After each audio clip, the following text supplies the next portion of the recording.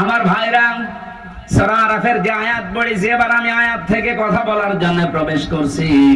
আল্লাহ ডাক দিয়েছেন বনি আদম সন্তানদের। আমরা বনি আদমের সন্তান না? বলেন বলেন। হ্যাঁ, আপনার দল আলাদা থাকতে পারে, আপনি রাজনীতি আলাদা দল করতে পারেন, কিন্তু আপনি আদমের সন্তান কিনা বলেন, নাকি শয়তানের সন্তান? আল্লাহ ডাক দিয়েছেন ইয়া বানি আদামা ইম্মা ইয়াতিয়ান্নাকুম রাসূলুম মিনকুম। হে বনি আদম সন্তানেরা, যদি তোমাদের কাছে আসে তোমাদের ভেতর থেকেই কোন রাসূল, এই এদিকে তাকান, আল্লাহ কিন্তু রাসূল এক বচন দেননি, রাসূলুন দিয়েছেন বহু বচন। মিনকুম, তোমাদের ভেতর থেকেই, মধ্য থেকে যদি কোন রাসূল আসে। আমার প্রশ্ন, এখন পৃথিবীতে রাসূল আছে? আছে। রাসূল আছে মানে রাসূলের নায়েবরা আছে। আল উলামা ওয়ারাসাতুল আম্বিয়া, আলেমরা নবীদের ওয়ারিস, উত্তরাধিকারী, নায়েবে রাসূল, স্থলাভিষিক্ত। এজন্য আল্লাহ রাসূলুন দিয়েছেন। কিয়ামত পর্যন্ত তার নবী মুহাম্মদ রাসূলুল্লাহ থাকবে না, কিন্তু তার নায়েবরা থাকবে। কথা বলেন না কেন? মাওলানা নজরুল ইসলাম সেরকম একজন নায়েব। ইয়াকুসুনা আলাইকুম আয়াতি, আমার আয়াতগুলো তারা তোমাদের সামনে বর্ণনা করবে। ওনারা কি সারা জীবন আল্লাহর আয়াতগুলোই বর্ণনা করেছে? সে মাদ্রাসায় বলেন, মাহফিলে বলেন, ময়দানে বলেন, নাকি নিজের আয়াত বানিয়েছে? আয়াতের একালে টান আছে। আমার আয়াত তারা বর্ণনা করে তোমাদের সামনে। সেই কথার ধারাবাহিকতায় আমিও হামজা এসেছি সেই কুষ্টিয়া থেকে। আল্লাহর কসম, আমি আল্লাহর আয়াতগুলোই বর্ণনা করে আপনাদের শোনাচ্ছি। আমি আপনাদের মতোই মানুষ। এখন আপনাদের দায়িত্ব কি? ফামানিত্তাকা ওয়া আসলাহা ফালা খাউফুন আলাইহিম ওয়ালা হুম ইয়াহজানুন। আমাদের এই কথাগুলো শোনার পরে যে ব্যক্তি নিজেদেরকে আল্লাহর ভয়ে ভীত বানাবে, তাকওয়াবান হবে, মুত্তাকি হবে, এবং নিজেদের জীবনকে যারা সংশোধন করে নেবে, ফালা খাউফুন আলাইহিম, গ্যারান্টি দিচ্ছেন আল্লাহ, কোনো চিন্তা নেই, কোনো ভয় নেই। সুতরাং আমাদের উচিত হবে, বনি আদম সন্তানকে আল্লাহ কিন্তু ডাক দিয়েছেন রাসূলদের মাধ্যমে। সেই রাসূল এখন থাকলে এভাবে ডাক দিত। তাদের ওই দায়িত্বটা পালন করতে এত দূর থেকে এসে আপনাকে ডাক দিচ্ছি, আসেন। আল্লাহর কোরআনের আয়াত আমি যেভাবে বুঝেছি ওইভাবে আপনাদেরকে বোঝানোর চেষ্টায় আছি। ইয়াকুসুনা আলাইকুম আয়াতি, আল্লাহর আয়াতগুলো তারা বর্ণনা করবে। আমার কাছে কোরআনে কারীমের সূরা ফাতিরের 29 নাম্বার আয়াত একটু অন্যরকম লাগে। যেহেতু আয়াত তেলাওয়াত করে আপনাদেরকে ডাক দেওয়া লাগবে। ইন্নাল্লাযীনা ইয়াতলুনা কিতাবাল্লাহি ওয়া আকামুস সালাহ ওয়া আনফাকু মিম্মা রাযাকনাহুম সিররাও ওয়া আলানিয়া ইয়ারজুনা তিজারাতান লান তাবুর। বলেন আল্লাহু আকবার। নিশ্চয় যারা আল্লাহর কিতাব তেলাওয়াত করছে এবং করবে, ইয়াতলুনা মুজারে, আকামুস সালাহ, এবং নামাজ যারা কায়েম করবে এই জমিনে, আনফাকু মিম্মা রাযাকনাহুম সিররা ওয়া আলানিয়া, তারা তাদের সম্পদগুলো ব্যয় করবে গোপনে এবং প্রকাশ্যে, যেগুলো আল্লাহ রিজিক দিয়েছেন। ইয়ারজুনা, তারা এমন আশা করে, তিজারাতান, এমন একটা ব্যবসায়ের আশা করে, লান তাবুর, কখনো সে ব্যবসায় লস হচ্ছে না, হবে না। বলেন সুবহানাল্লাহ। এদের ভেতরে আমরা তিনটা নির্দেশ পেলাম। এক নম্বরে যারা আল্লাহর কোরআন তেলাওয়াত করে, কি করে? বলেন বলেন। পুরা কোরআন শরীফের ভেতরে আপনি কোরআন পড়ার ব্যাপারে তিনটা শব্দ পাবেন, করা, রতালা আর এই তালাওয়া। তেলাওয়াতের যে ব্যাখ্যাগুলো আমি পেয়েছি তার অন্যতম ব্যাখ্যা হচ্ছে, কোরআন তেলাওয়াত করলে আপনাকে চারটা বিষয় মাস্ট বি মানা লাগবে। এক নম্বর, আপনাকে শুদ্ধ করে পড়া লাগবে। আপনি তার জীবনে বিশ্ববিদ্যালয়ে বয়সে যেতে পারবেন না, ও গাইবান্ধাবাসী, এখান থেকে রেকর্ড হচ্ছে, সারা বাংলার মানুষকে জানাতে চাই, বাংলাদেশে একটা বিশ্ববিদ্যালয় আছে, তার নাম জামাত ইসলামী। আপনি আসেন এখানে, আল্লাহর কসম আপনাকে শুদ্ধ করে কোরআন তেলাওয়াতের ট্রেনিং দেওয়া হবে। এদের তালিমের একটা বিভাগই আছে। এ জেলায় নেই? আছে মানে কি, প্রত্যেক জেলায় থানায় থাকা লাগবে। আপনাকে আসলে তারা, আজকে যে 18 জন ফর্ম পূরণ করে আমার হাতে, ওদের কালেমা পড়েনি কিন্তু মুসলমান হয়েছে, ওদের প্রত্যেককেই বলেছি আপনারা কোরআন যারা পড়তে পারেন না, আগে শুদ্ধ করে পড়া লাগবে। শুধু পড়া না, প্রতিদিন যা পড়েন ওটা আপনি মাতৃভাষায় বোঝেন কিনা ওটা আবার লিখে রাখা লাগবে। এরকম বিশ্ববিদ্যালয় আপনি বাংলাদেশে আর কোন জায়গায় আছে দেখান? নেই, আমি পাইনি। দু একটা পেয়েছি, সেটা জামাত ইসলাম থেকে ধার করা। অন্য যারা আছে শুরু করেছে তারা এখান থেকে ধার করে চালাচ্ছে, অথচ এদের 15টা পয়েন্ট প্রতিদিন পূরণ করা লাগে।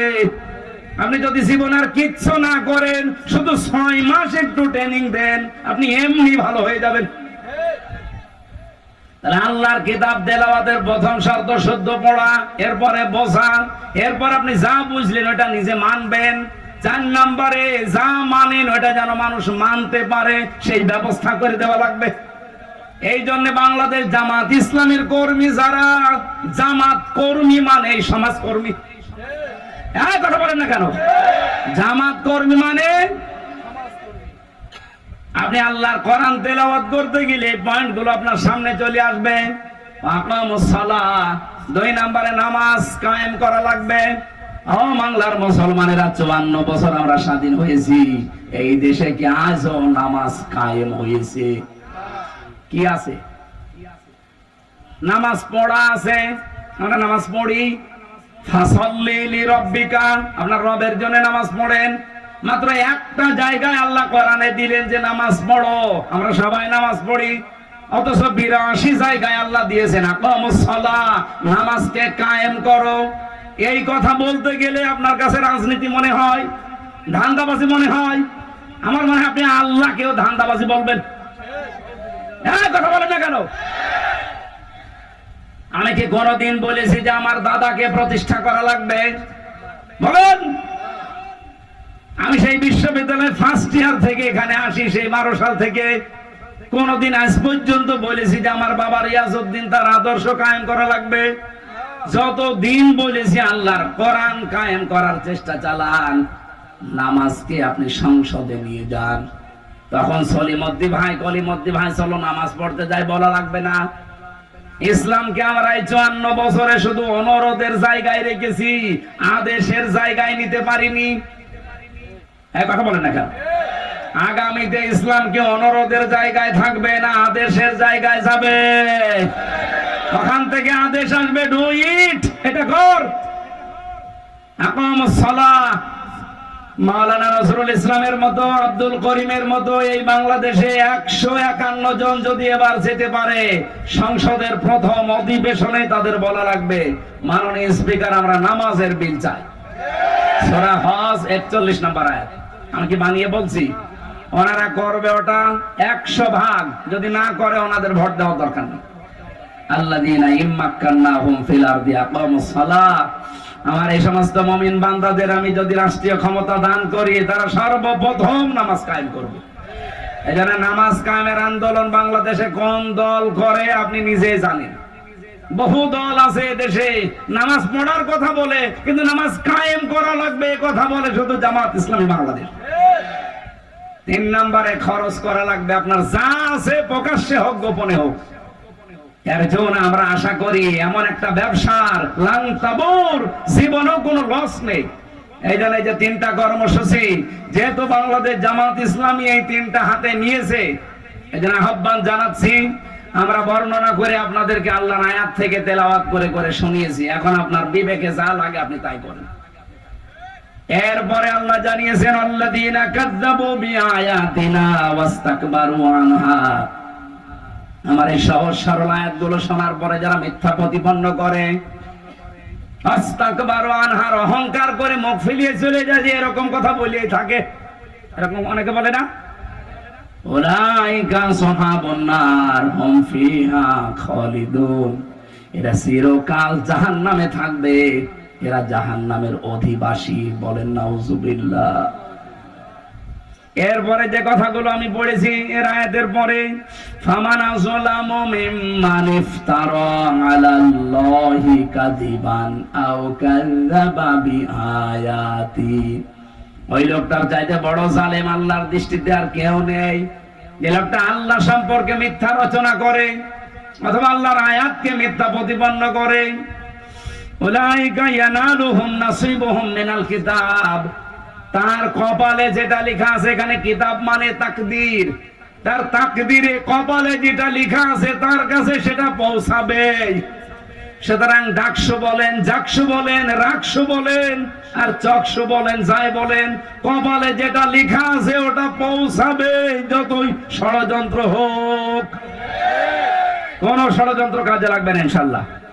হাত্তা ইযা জাতুহুম রুসুলুনা ইয়াতাওয়াফাউনাহুম, হঠাৎ যখন তাদের কাছে মরণের ফেরেশতা চলে আসবে, ক্বালু, তারা বলবে, আইনা মা কুনতুম তাদউনা মিন দুনিল্লাহ, নিজেদের উপরে যারা জুলুম করেছো কোথায় আজ তারা, যাদের কথা মতো তোমরা ন্যায়কে অন্যায় বানিয়েছো, অন্যায়কে ন্যায় বানিয়েছো।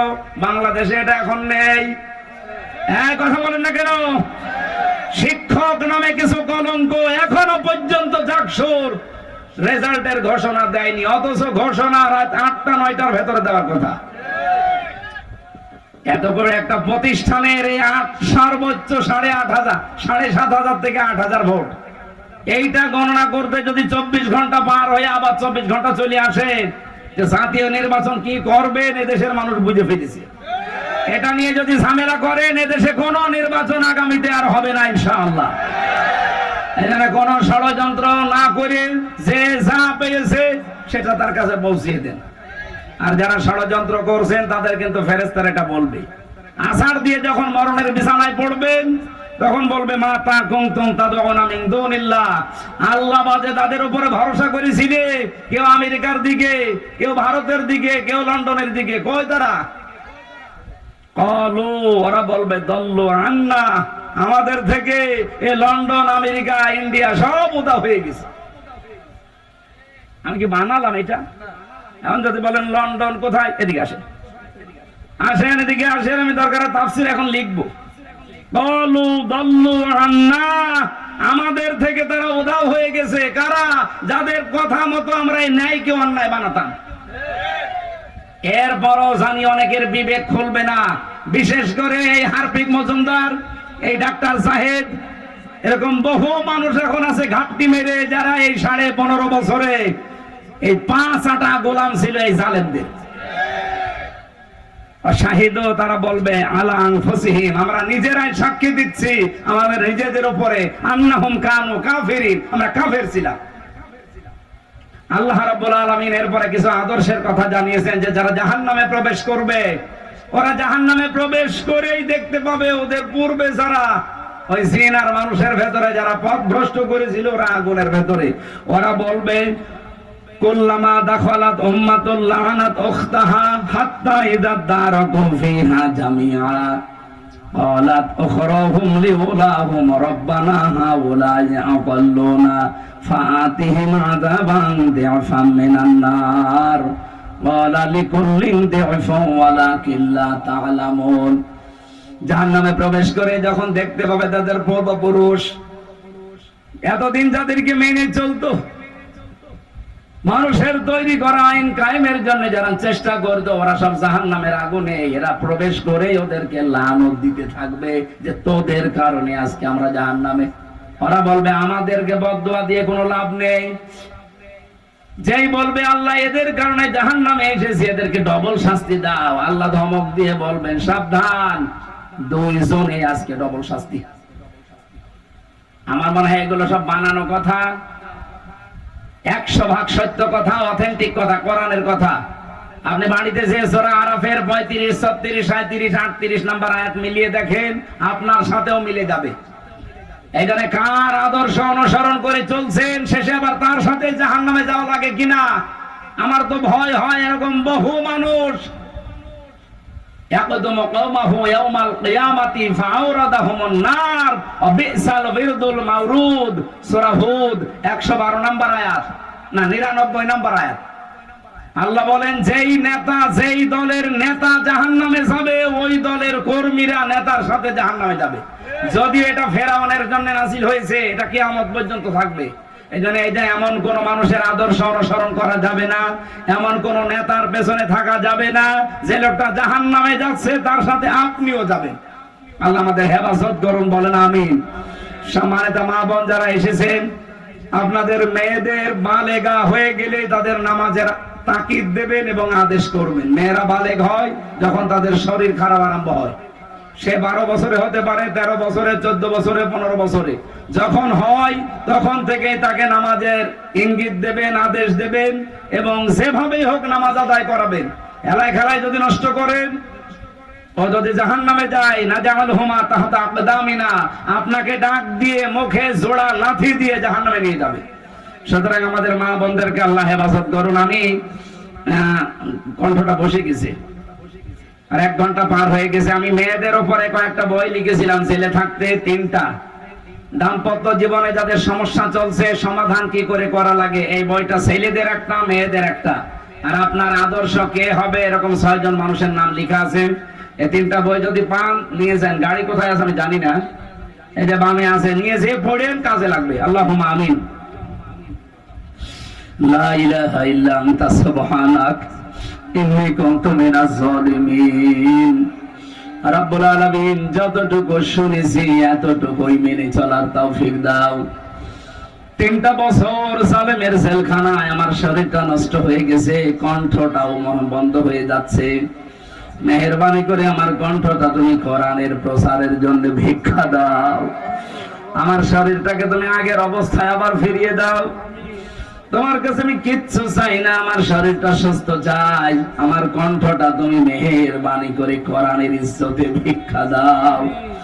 এ মাহফিলের আয়োজন করতে গিয়ে আজকে আবু তালেব সরকার সহ যত ভাইরা কষ্ট স্বীকার করেছে, বিশেষ করে সম্মানিত সভাপতি, আল্লাহ সহ সভাপতি সহ প্রধান অতিথি, বিশেষ অতিথি, যত মানুষের নাম দেখলাম, যে মানুষগুলো এই অনুষ্ঠানের জন্য যে যেভাবে শ্রম দিয়েছে, তার দিকে তোমার রহমত এগিয়ে দাও।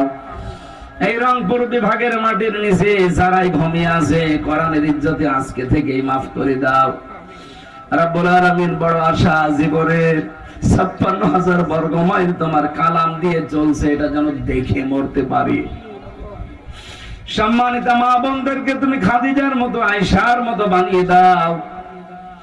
রব্বুল আলামিন, যে ষড়যন্ত্র চলছে প্রকাশ্যে এবং গোপনে, আল্লাহুম্মা ইন্না নাজআলুকা ফি নুহুরিহিম ওয়া নাউযু বিকা মিন শুরুরিহিম। ওদের মোকাবেলায় আল্লাহ তোমাকে রাখলাম, মেহেরবানি করে আমিও নাসির হয়ে যাও। প্রশাসনের যে ভাইরাসকে দায়িত্ব পালন করেছে, আল্লাহ তাদের দায়িত্বটা ইবাদত হিসাবে কবুল করো। যত স্বেচ্ছাসেবক কাজ করেছে, যেই মা পেটে নিয়েছে, মায়ের পেট তুমি খাদিজার মতো বানিয়ে দাও। কখন কার কাছে আজরাইল এসে যায় কেউ জানি না। যখনই আসবে, জীবনের শেষ কথা যেন বলতে পারি, লা ইলাহা ইল্লাল্লাহু মুহাম্মাদুর রাসূলুল্লাহ। আসসালামু আলাইকুম। কণ্ঠটা বসে গেছে, দোয়া করেন। আর এই যে বামে গাড়িতে বই আছে, যার